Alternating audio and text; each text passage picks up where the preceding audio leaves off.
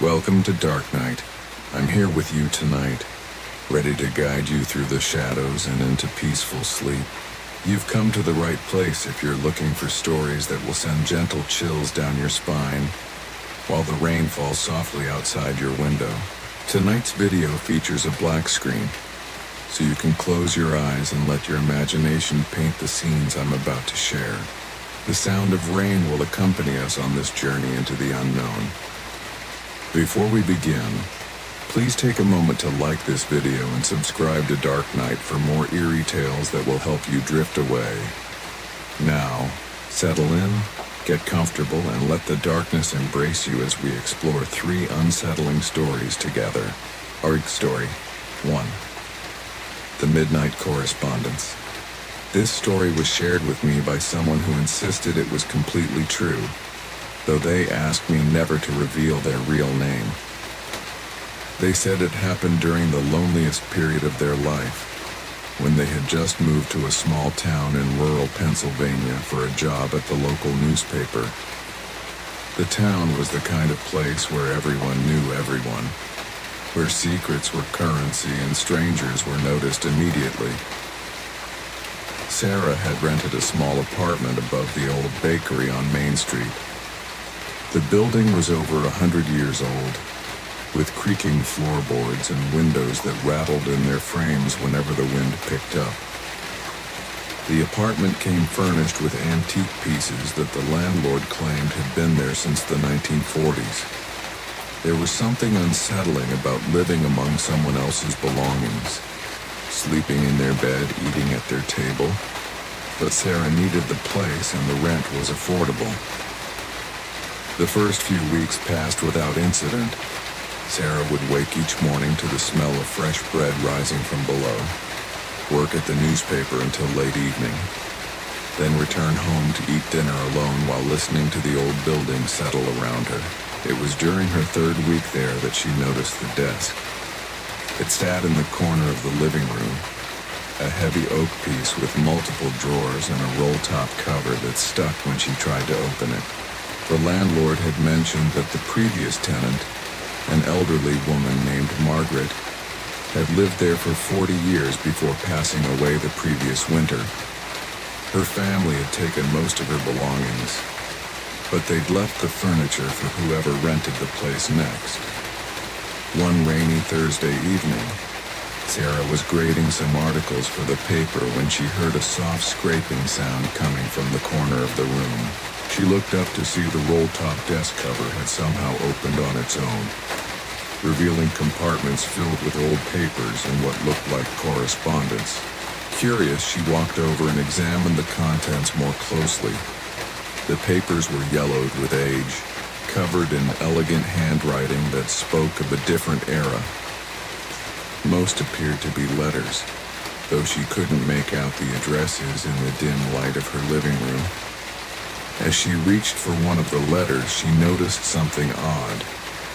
The paper felt warm to the touch, as if it had been sitting in sunlight, though the corner of the room where the desk sat never received direct light.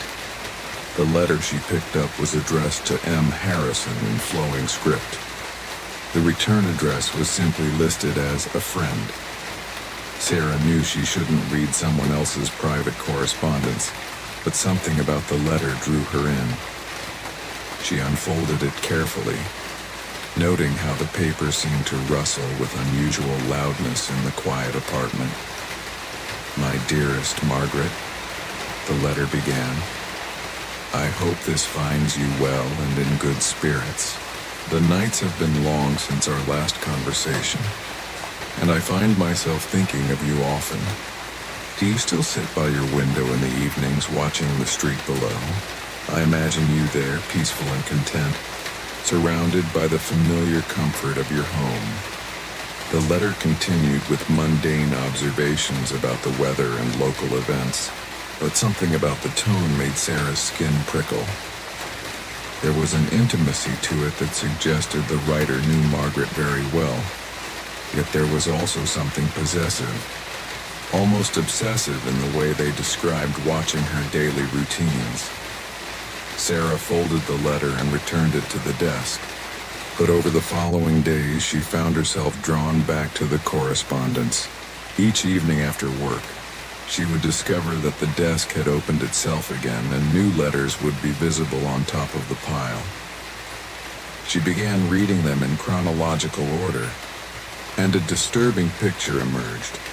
The letters spanned several decades, all addressed to Margaret from the same mysterious friend. They detailed an increasingly intimate knowledge of Margaret's life, describing her daily activities with unsettling accuracy.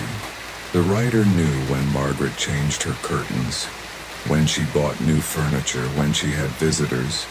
They wrote about watching her through her windows, about knowing her schedule better than she knew it herself. "I noticed you've been having trouble sleeping lately," one letter read. "I can see your bedroom light staying on well past midnight. Are you having those dreams again? The ones you used to tell me about when we were closer? Perhaps you need someone to watch over you while you rest. I would be happy to keep vigil outside your window to ensure nothing disturbs your peace." Sarah's hands trembled as she read this particular letter.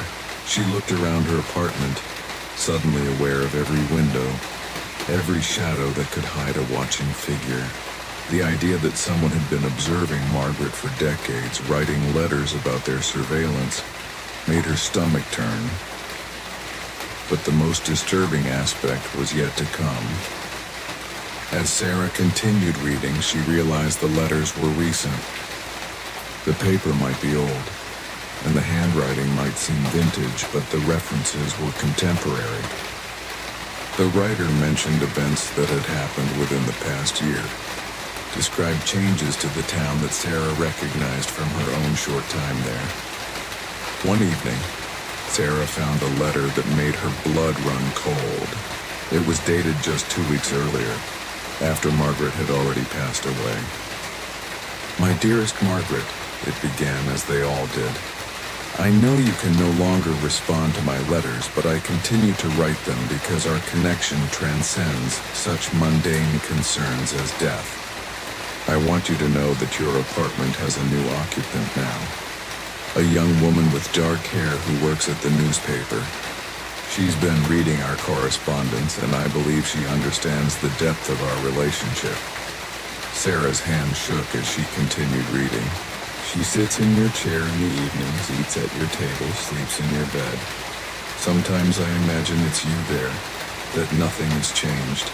But she's different from you, Margaret.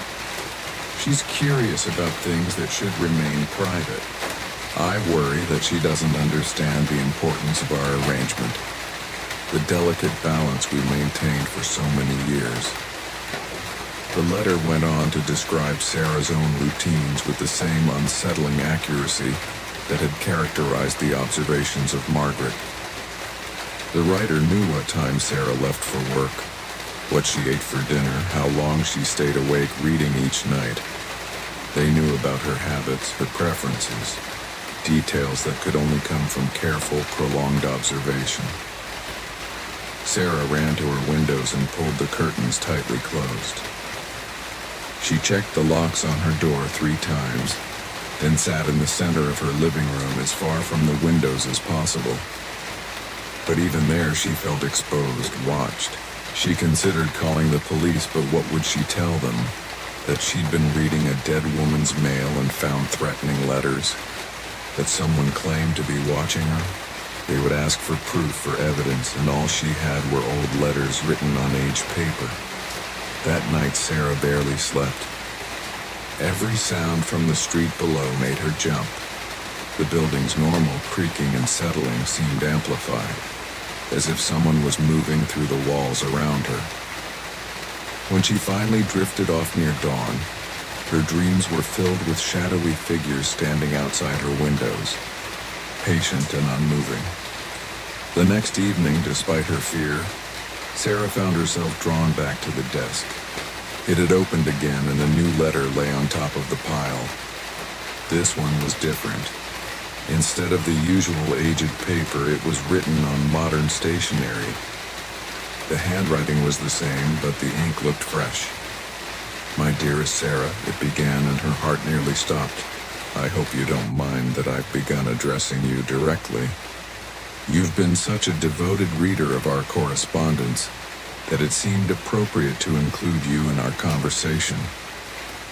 Margaret always appreciated an audience for our letters, and I believe you do too. The letter continued with observations about Sarah's behavior over the past few days, describing her fearful glances toward the windows, her restless sleep, her inability to focus at work. But rather than seeming threatening, the tone was almost comforting, like a friend offering reassurance. I want you to know that you have nothing to fear from me, the letter read. I watched over Margaret for 40 years, and she lived a peaceful, undisturbed life. I ask only for the same arrangement with you.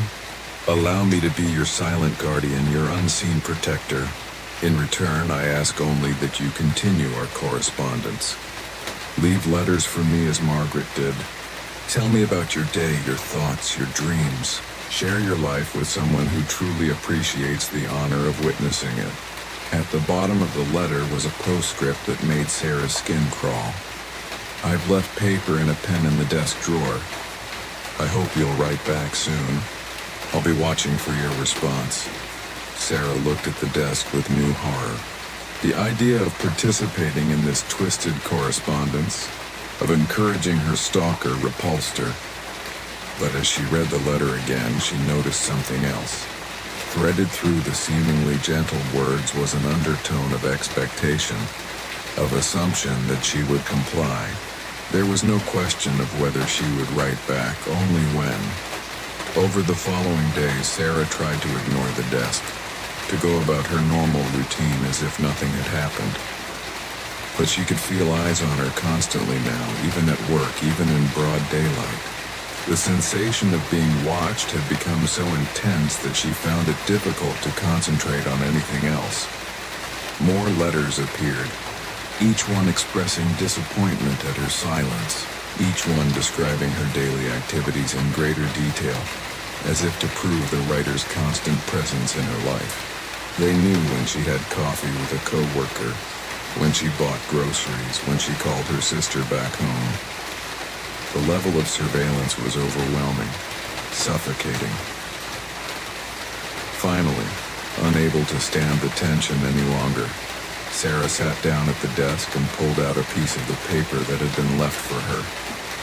Her hand trembled as she wrote her first response. I don't know who you are or what you want, she wrote, but I need this to stop. I'm not Margaret. I don't want to be part of this correspondence. Please leave me alone. She left the letter on the desk and went to bed, hoping that a direct refusal would end the situation. But when she woke the next morning, she found a response waiting for her. My dearest Sarah, it read, I understand your reluctance. Margaret was hesitant at first too, but in time she came to appreciate our special relationship. You will too. We have so much time to get to know each other, so many years ahead of us. Be patient with yourself. Be patient with me. Love, like understanding, grows slowly but deeply. The letter was signed not with a friend as the others had been, but with your devoted companion. The change in signature felt like a claim, a declaration of ownership that made Sarah's stomach turn. From that point forward, the correspondence became a daily routine whether Sarah participated or not. Each morning she would find a new letter, and each evening she would discover that any response she left had been taken. The letters grew increasingly personal, increasingly intimate, as if the writer was slowly drawing her into a relationship she had never consented to join. The breaking point came 3 weeks later, when Sarah found a letter that contained details about her childhood, about events and memories she had never shared with anyone in town. The writer somehow knew about her family, her past, her fears and dreams in ways that went beyond simple surveillance. I know you're frightened, the letter read, but you don't need to be. I've always been part of your life, Sarah. I was there during the difficult times, during the lonely nights, during the moments when you felt most isolated. You've never been alone, never been unprotected. I followed you here, to this town, to this apartment, because our connection transcends distance and time. Margaret was simply a placeholder, a way for me to wait patiently until you arrived. The revelation that her stalker had somehow engineered her presence in the apartment, that Margaret had been a mere intermediary in some larger, incomprehensible plan, sent Sarah into a panic. She packed her belongings that night and drove straight to the nearest city, not stopping until she had put hundreds of miles between herself and that small Pennsylvania town. She never returned to collect her security deposit, never finished her job at the newspaper, never looked back. But sometimes, even now years later and living across the country, Sarah still finds letters waiting for her. They appear in her mailbox, under her door, on her desk at work. Always the same elegant handwriting, always the same loving but possessive tone. The most recent letter arrived just last month. It was shorter than usual, containing only a few lines. My dearest Sarah, I hope you're settling in well at your new address. The weather there looks lovely this time of year. I'm looking forward to our reunion. With eternal devotion, your devoted companion. Sarah has stopped trying to escape. She's realized that some connections once formed can never truly be broken. Now she simply waits, knowing that eventually her devoted companion will grow tired of writing letters and decide that it's time for a more personal form of correspondence.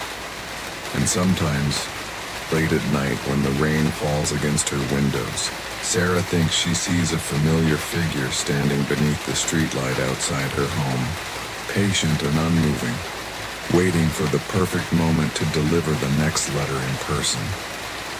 If you're listening now, where are you from? What time is it there? Drop it in the comments. I'd love to know. Now, let's slip into our next tale from story, The House That Remembers. This story comes from a man named David who contacted me after hearing one of my previous episodes. He said he'd never told anyone the full truth about what happened during the 3 months he spent house-sitting for his uncle, and that even now, 5 years later, he still has trouble sleeping through the night. David's uncle, Richard, owned a sprawling Victorian house on the outskirts of a small town in northern Maine. The house had been in their family for 4 generations, passed down from parent to child like a treasured heirloom. Richard was getting older and had decided to spend the winter months in Florida, but he didn't want to leave the old house empty for such a long period. He asked David, who was between jobs and looking for a quiet place to work on his novel, if he'd be willing to house sit. The arrangement seemed perfect. David would have a beautiful, historic home to himself, complete silence for writing, and his uncle would have peace of mind knowing someone was watching over the property. Richard gave him a brief tour when he arrived, showing him where everything was located, how to work the old heating system, which faucets had quirks. The house was exactly what David had hoped for. Elegant, atmospheric, and inspiring. The only thing I should mention, Richard said as he was preparing to leave, is that the house has its own personality. It's over 150 years old, so it makes sounds, settles in ways you might not expect. Don't let it worry you.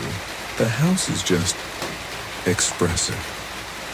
David thought his uncle was simply preparing him for the normal creaks and groans of an old building. Every historic home had its character, its unique way of responding to changes in temperature and weather. He waved goodbye to Richard and settled into his temporary life as caretaker of the family estate. The first week passed peacefully. David established a routine. Morning coffee in the sunlit kitchen, writing in the library until late afternoon, dinner in the formal dining room, and evenings spent reading in the parlor by the fireplace. The house was everything he'd hoped for, providing the perfect environment for creative work. It was during his second week that David began to notice the house's personality that his uncle had mentioned.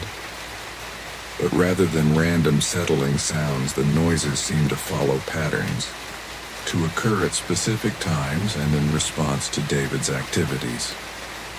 When he worked in the library, he would hear what sounded like footsteps in the hallway outside, as if someone was pacing back and forth.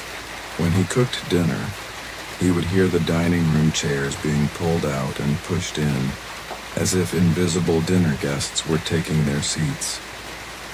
When he sat by the fireplace reading, he would hear the piano in the music room playing soft, melancholy melodies, though the keys never moved when he went to investigate. At first, David found these phenomena more fascinating than frightening. He'd always been interested in the paranormal, and the idea that he might be experiencing some kind of residual energy from the house's long history intrigued him. He even began documenting the occurrences, noting the times and circumstances when the sounds occurred. But as the days passed, the phenomena became more specific, more purposeful.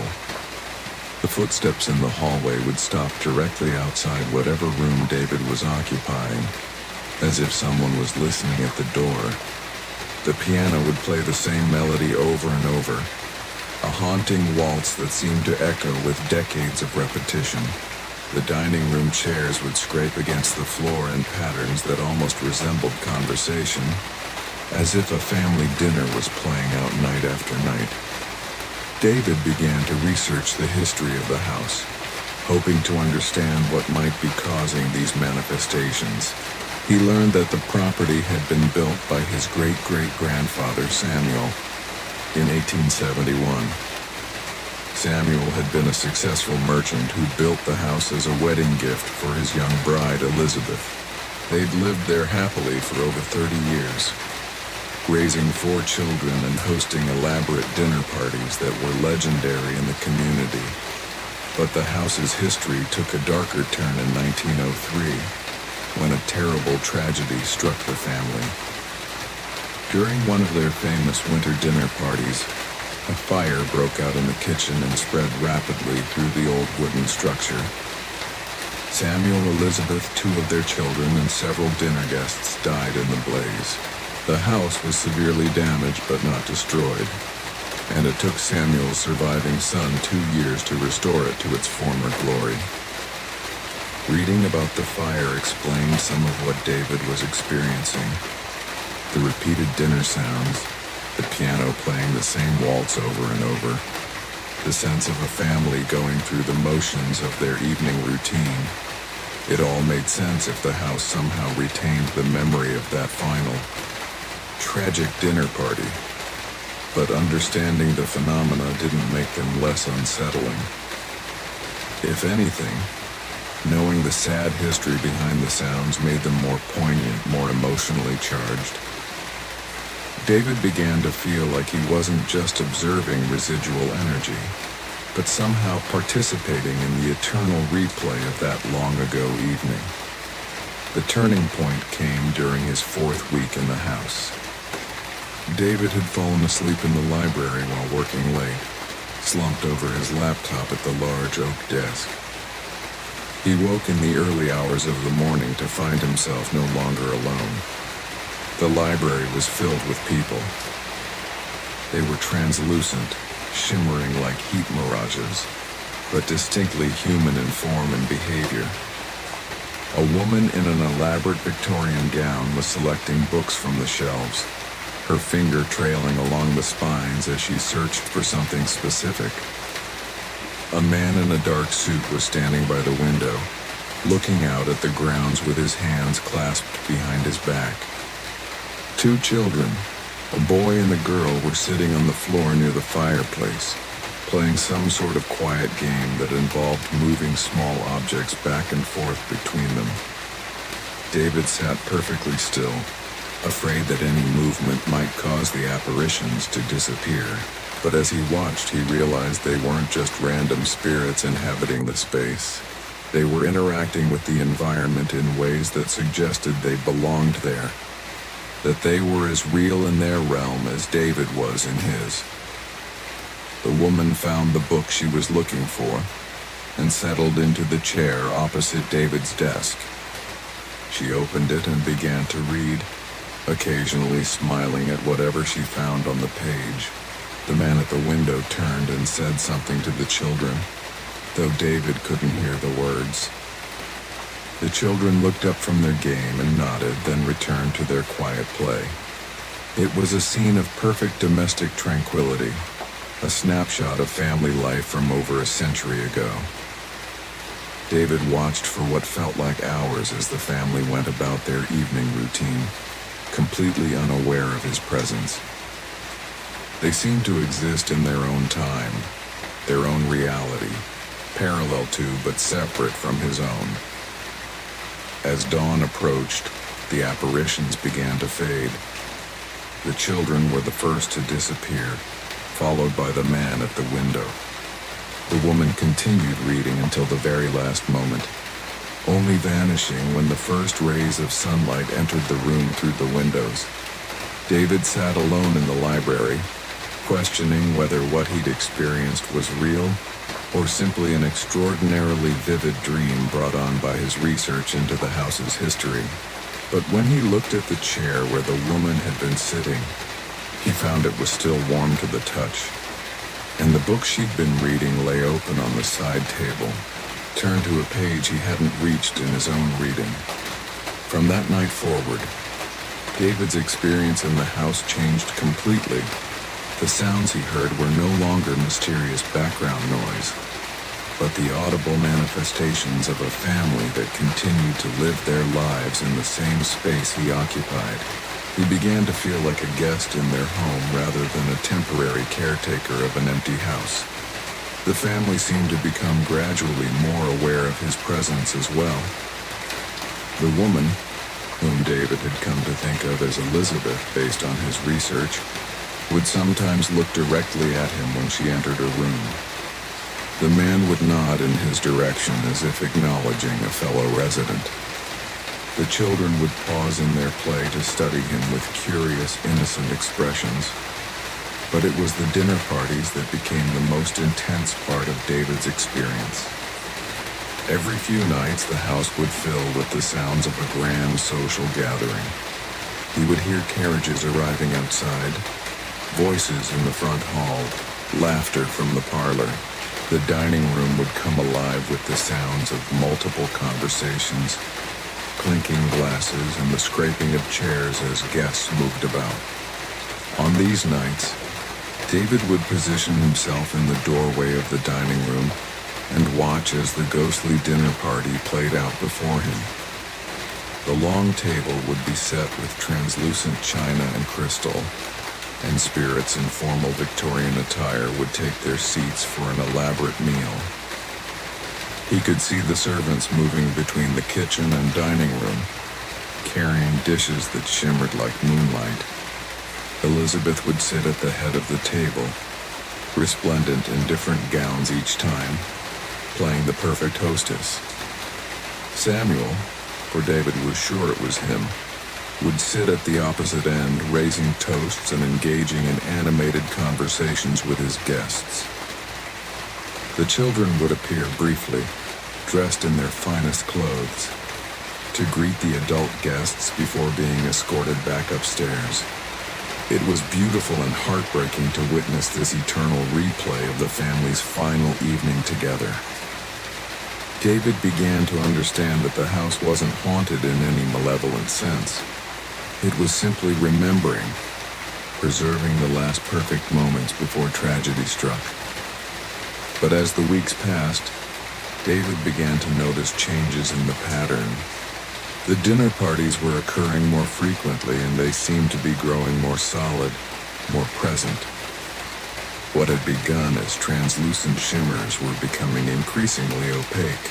The sounds were growing clearer, more distinct. And most unsettling of all, the family members were acknowledging David's presence more directly. Elizabeth began nodding to him when she passed him in the hallways. Samuel would raise his glass in David's direction during the dinner toasts. The children would wave at him from the staircase. It was as if his extended presence in the house was somehow strengthening their ability to interact across the boundaries of time and death. The climax came during David's 10th week in the house. He was sitting in his usual spot in the dining room doorway, watching another dinner party unfold, when Elizabeth rose from her chair and walked directly toward him. Her form was completely solid now, as real-looking as any living person. She extended her hand to him in invitation, her eyes warm and welcoming. "Won't you join us?" she said, and her voice was as clear as if she were standing right next to him. "You've been such a gracious guest in our home. It's time you took your proper place at our table." David looked past her to see that an additional place setting had appeared at the dining table. The other guests were all looking at him expectantly, their faces kind but insistent. Samuel was standing with a glass of wine in his hand, ready to welcome David to their eternal gathering. For a moment, David felt an overwhelming temptation to accept the invitation. The family had been nothing but kind to him during his stay. They'd shared their home, allowed him to witness their most precious moments, treated him with warmth and acceptance. Taking his place at their table seemed like the natural progression of their relationship, but some deeper instinct warned him that accepting Elizabeth's invitation would mean more than simply joining them for dinner. The boundary between the world of the living and the world of the dead was thin in this house, made thinner by weeks of interaction. Joining their dinner party might mean joining their eternal replay, becoming part of the house's memory rather than a temporary visitor to it. David forced himself to shake his head and step back from the doorway. "Thank you," he said, his voice hoarse with emotion. "But I can't. I don't belong here the way you do." Elizabeth's expression shifted from invitation to disappointment, then to something that might have been understanding. She nodded once, then returned to her seat at the table. The dinner party continued as if the interruption had never occurred. But David noticed that the additional place setting remained throughout the evening. That night, David called his uncle and told him he needed to leave earlier than planned. He made up a story about a job opportunity that required him to return to the city immediately. Richard was understanding, though he seemed puzzled by David's sudden urgency to leave. David spent his final night in the house packing his belongings and trying to process everything he'd experienced. The family appeared one last time, gathering in the front parlor as if to see him off. They didn't speak, but their presence felt like both a farewell and a standing invitation. As David loaded his car the next morning, he took one last look at the beautiful Victorian house that had been his home for nearly 3 months. For just a moment, he saw Elizabeth standing at one of the upstairs windows watching him leave. She raised her hand in a gentle wave, and David found himself waving back.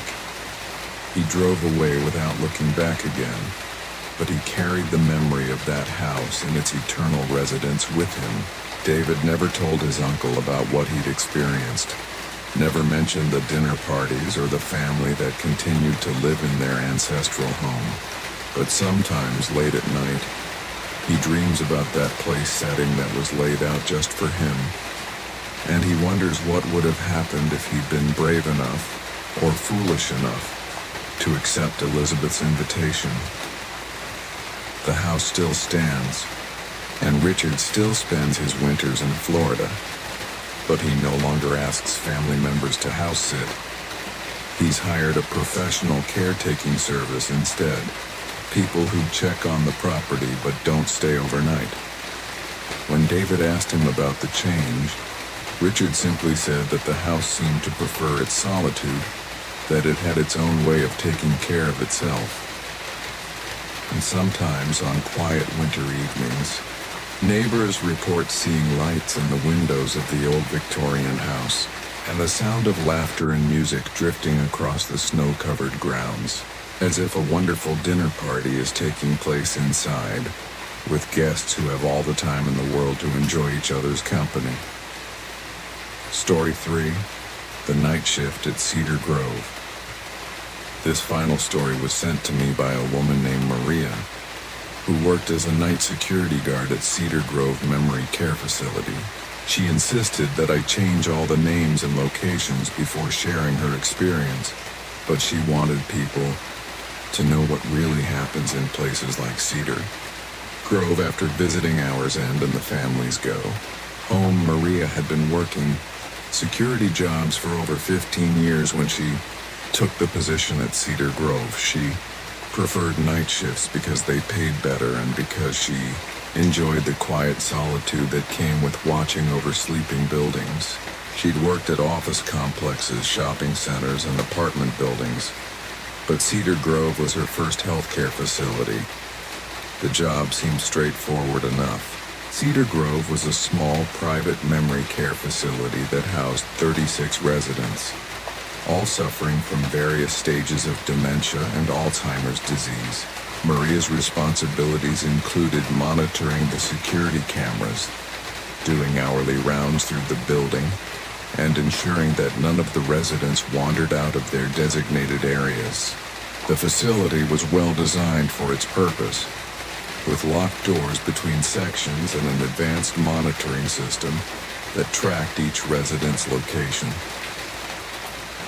During Maria's training, the day shift supervisor, Linda, walked her through the building and explained the routines. The residents are usually asleep by 10 p.m., Linda said as they walked through the quiet corridors. But some of them have disrupted sleep patterns, so don't be surprised if you see people up and about during your rounds. Most of them are harmless wanderers, but we have a few who can become agitated or confused during the night hours. Linda showed Maria the resident files, which included photos and detailed notes about each person's condition, triggers, and behavioral patterns. There was Robert in room 12, who believed he was late for work and would try to leave the building every night around midnight. Helen in room 23 would search for her children, calling their names in the hallways. James in room 7 thought he was in a hotel and would constantly ask staff when checkout time was.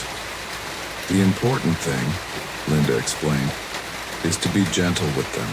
Their reality is different from ours, but it's completely real to them. Don't try to convince them they're wrong about what they're experiencing. Just redirect them calmly back to their rooms. Maria's first few nights at Cedar Grove followed the expected pattern.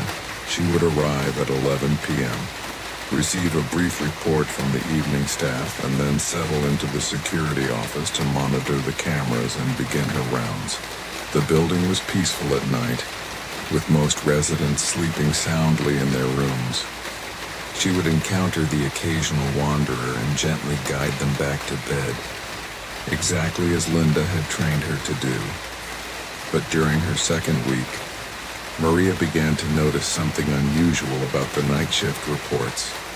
The day staff would sometimes comment on things that didn't match what Maria had observed during her rounds. They would mention finding residents in different rooms from where Maria had last seen them, or note conversations residents claimed to have had with people who, according to Maria's logs, hadn't been present. At first, Maria assumed she was simply missing some of the residents' movements between her hourly rounds. The building was larger than it appeared, with multiple corridors and common areas where residents could gather without being immediately visible on the security cameras. She began doing her rounds more frequently, checking every room and every corner of the facility. But the discrepancies continued. Residents would mention seeing people that Maria never encountered during her shifts. They would describe conversations with visitors who, according to the sign-in logs, hadn't been to the facility in weeks.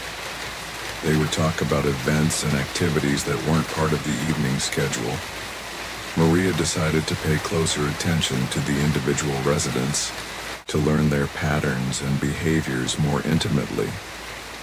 She started spending time talking with the ones who were awake during her rounds, listening to their stories, trying to understand their individual realities. It was during these conversations that Maria first heard about the others. Helen, the woman who searched for her children each night, mentioned them first. "Have you seen the others tonight?" she asked Maria during a routine check. They were here earlier in the common room. They were having such a lovely conversation about the old days. Maria looked at her security monitors, which showed the common room empty except for the usual furniture. "I haven't seen anyone else tonight, Helen. It's just you and me and the other residents who live here." Helen shook her head firmly. "Oh no, dear. The others don't live here. They just visit at night. They're much older than the rest of us, and they have such wonderful stories to tell. They remember things from before, from when this place was different." Maria made a note to ask Linda about Helen's references to the others, but when she brought it up the next evening, Linda just sighed. "Helen talks about visitors a lot. It's part of her condition. She's convinced that her children visit her regularly, even though they live across the country and haven't been here in months. Don't worry about it too much. As long as she's not agitated or trying to leave the building, these kinds of harmless delusions are normal." But over the following weeks, Maria heard similar references from other residents.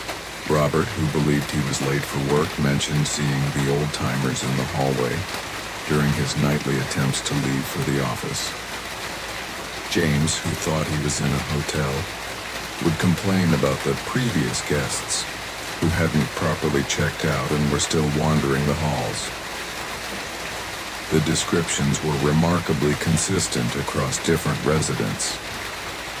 They all described seeing elderly people, much older than the current residents, who appeared to be familiar with the building and its routines. These others were always described as kind and talkative, eager to share stories about the past, but they never interfered with the residents' normal activities. Maria began to wonder if there might be some truth behind the residents' shared delusion. She researched the history of the building and discovered that Cedar Grove Memory Care had been operating for only 5 years. Before that, the building had housed Sunset Manor, a traditional nursing home that had served the community for over 30 years before closing due to financial difficulties. The more Maria learned about Sunset Manor, the more intrigued she became. The facility had been known for its exceptional care and its close-knit community of residents. Many people had spent their final years there, and the staff had been like family to the residents. When the facility closed, some of the residents had to be relocated to other facilities, but many had passed away while still living at Sunset Manor. Armed with this new information, Maria began paying closer attention to the residents' descriptions of the others. She asked gentle questions about what these visitors looked like, what they talked about, where they were seen in the building. The details that emerged painted a picture of people who seemed intimately familiar with the facility, who knew its history and its routines in ways that suggested they had once lived there. Helen described a woman named Dorothy, who used to organize bingo games in the common room. Robert mentioned an old man named Frank who had worked as a mechanic and loved to talk about fixing cars. James spoke of a couple named Eleanor and William, who had been married for 60 years and still held hands when they walked through the halls together. Maria decided to research the records of Sunset Manor, hoping to find some connection between the residents' descriptions and the people who had actually lived there. What she discovered made her question everything she thought she understood about Cedar Grove Dorothy Patterson had been a resident at Sunset Manor for 7 years. Before passing away in 2018, she had indeed been known for organizing activities, particularly bingo games that were held twice weekly in what was now Cedar Grove's common room.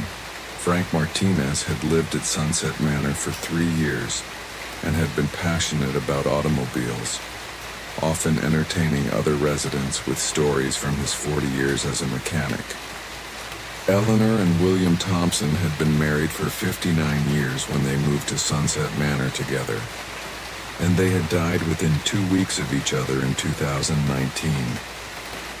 The correlation between the residents' descriptions and the actual former residents of Sunset Manor was too precise to be coincidental. But Maria still hadn't seen any evidence of these others during her own rounds. She began to wonder if her presence somehow prevented the phenomena from occurring, if the visits only happened when she wasn't actively observing. Maria decided to conduct an experiment.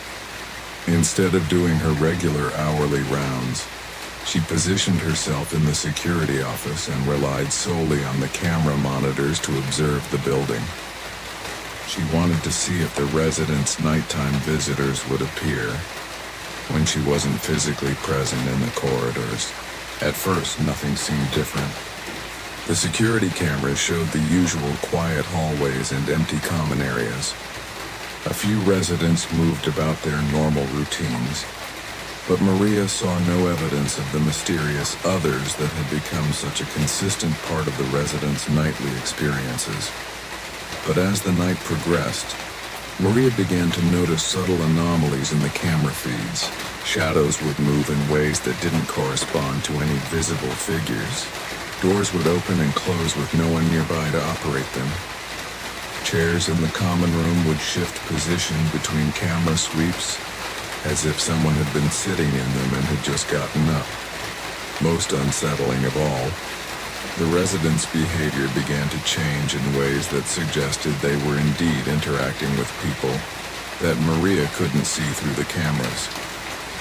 Helen would sit in the common room and carry on animated conversations with empty chairs, nodding and responding as if someone was speaking to her.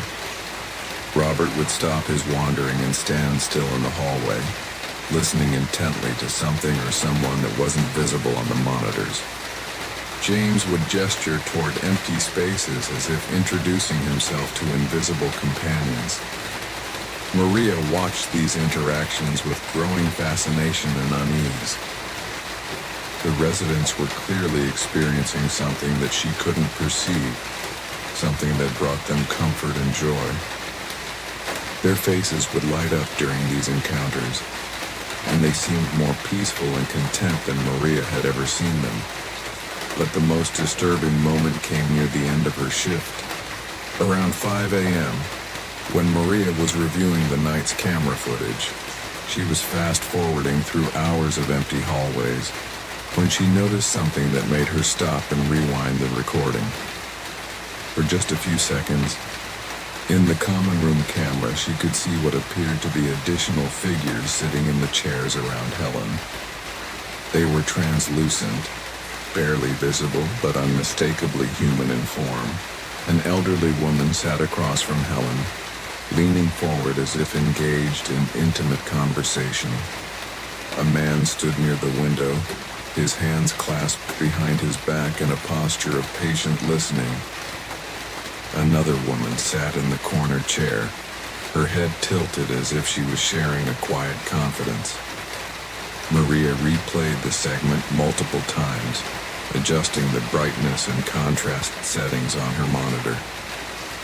The figures were definitely there, captured by the camera's digital sensors even though they hadn't been visible to Maria's direct observation. They appeared solid enough to cast subtle shadows, real enough to interact naturally with the environment around them. As Maria continued reviewing the footage, she found more instances of these transparent visitors throughout the night. They appeared in different areas of the building, always in the company of current residents, always engaged in what appeared to be peaceful, friendly interactions. They moved through the facility with the familiarity of people who had once called it home, who knew every corridor and every room intimately.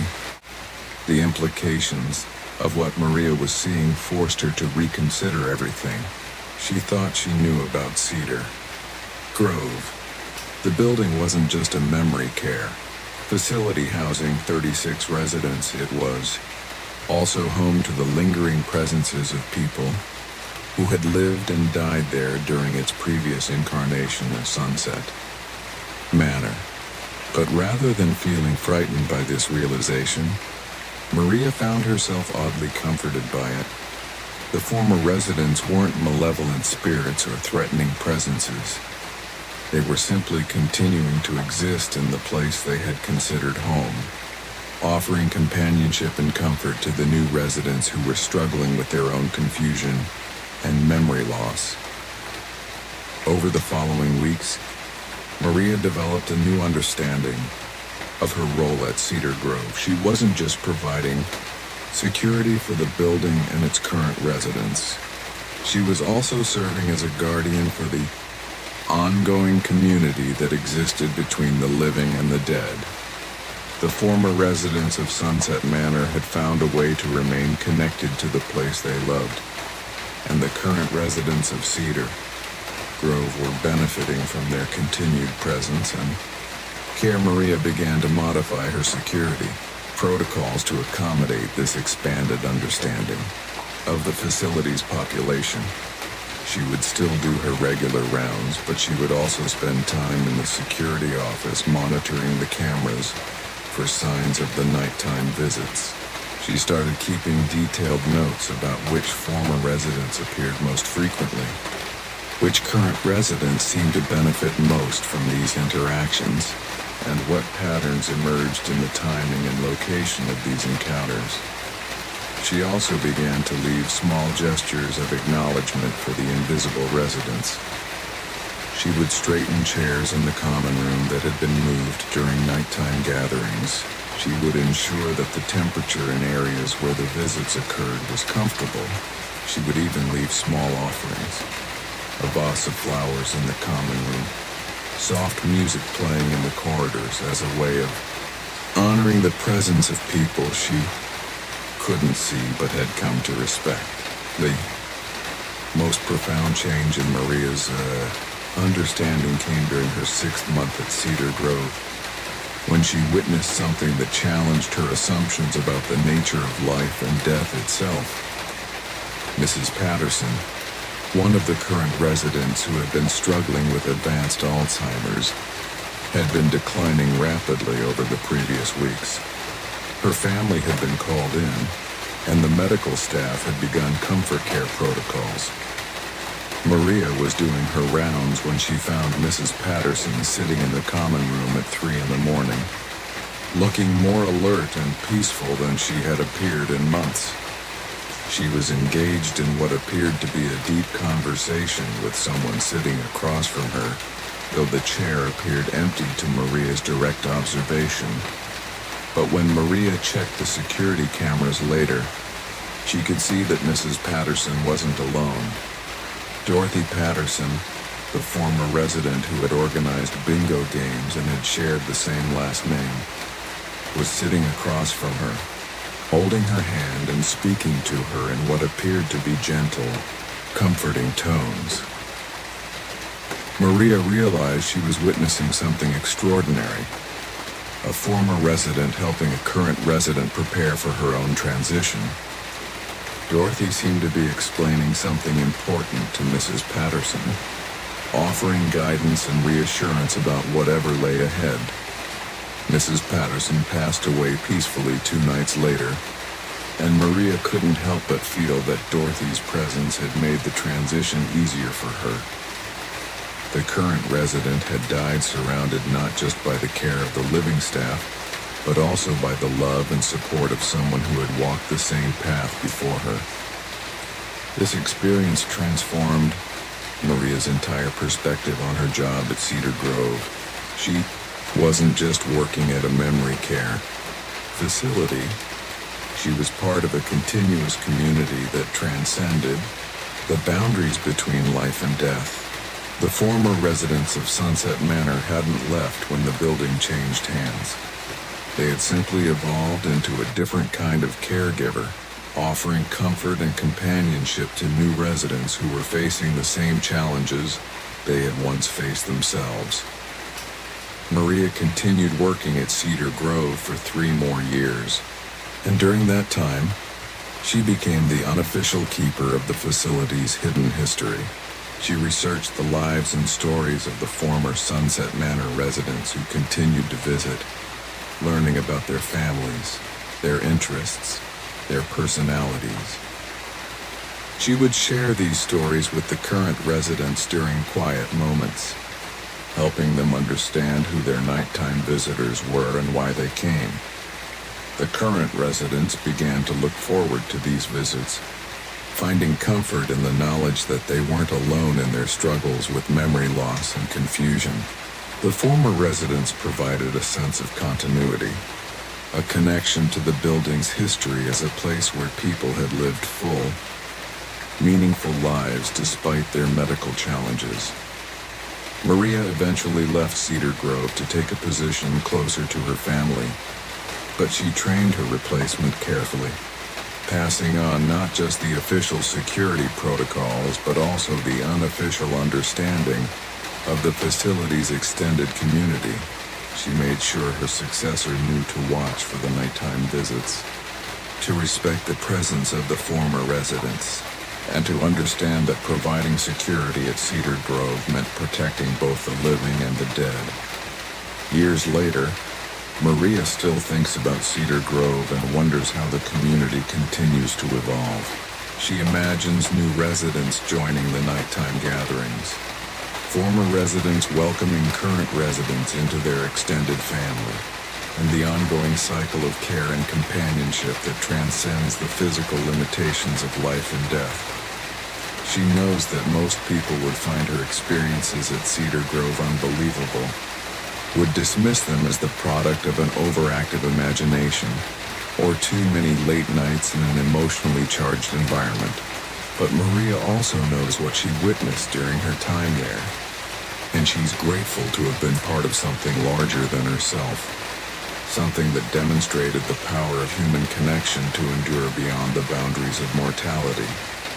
And sometimes, when Maria drives past other memory care facilities, she wonders if they too house invisible communities of former residents, if they too are places where love and care continue to flourish in ways that the living world can't always see or understand.